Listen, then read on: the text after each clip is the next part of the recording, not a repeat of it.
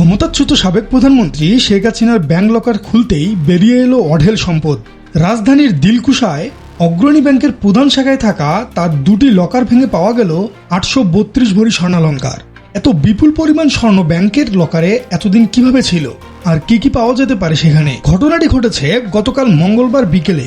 আদালতের অনুমতি নিয়ে কঠোর নিরাপত্তার মধ্যে অগ্রণী ব্যাংকের 751 এবং 753 নম্বর লকার দুটি ভাঙা হয়। সেখানে উপস্থিত ছিলেন দুর্নীতি দমন কমিশন, এনবিআর এর গোয়েন্দা সেল, নির্বাহী ম্যাজিস্ট্রেট এবং ব্যাংক কর্মকর্তারা। লকার খুলতেই চোখ কপালে ওঠার মতো অবস্থা। সূত্র বলছে দুটি লকার মিলিয়ে মোট 832 ভরি স্বর্ণ পাওয়া গেছে।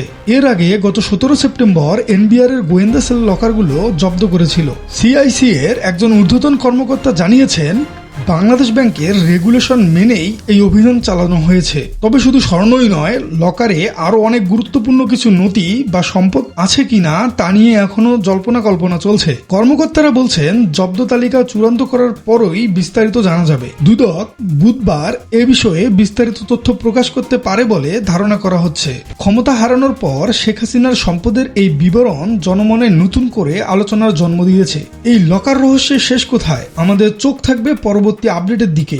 সবশেষ খবরের জন্য সাবস্ক্রাইব করে সাথেই থাকুন আপনার রাজনীতিকে।